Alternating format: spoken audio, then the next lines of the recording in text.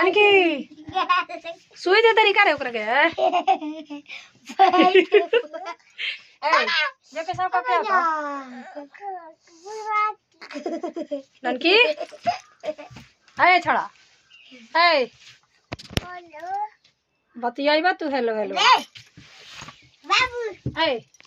बिछाना पे पेशाब करबे ए गुंडाई आजे ओने मुद के तो जदा ए गुंडाई ए ए दे चिल्लाइबा तू ए गुंडाई हां तो गांठ देता बस मान देता रहो बाप रे बा कान फाड़ दिया सब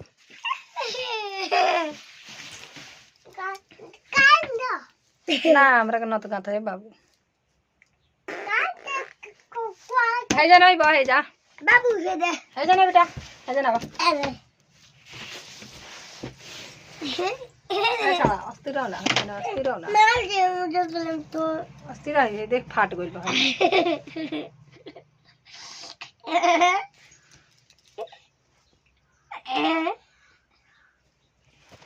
ए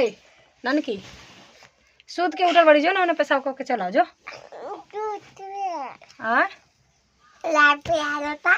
प्यार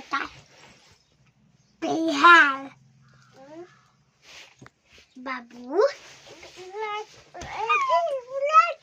तू तदाया बाबू के गइला सुसु लागल बा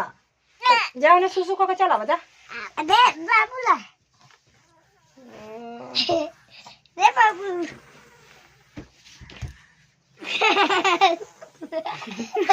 गुसु को ने अरे नानकी चल ना पेशाब कर ले मुसई अरे भाई को आती है रे कपिला ले छोड़ दे छोड़ दे बाबू बाय बाय बाय बाय हल्ला काय करता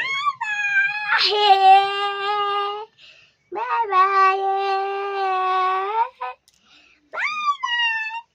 बेटा उठ खड़ा होकर बता ना by by by by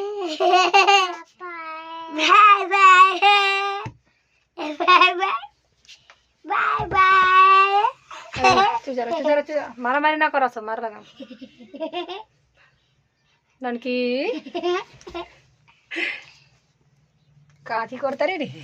book पदान नहीं लगा पदानी काठी हम वो पदानी नहीं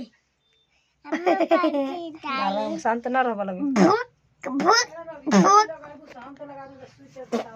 तो सुई चाप होई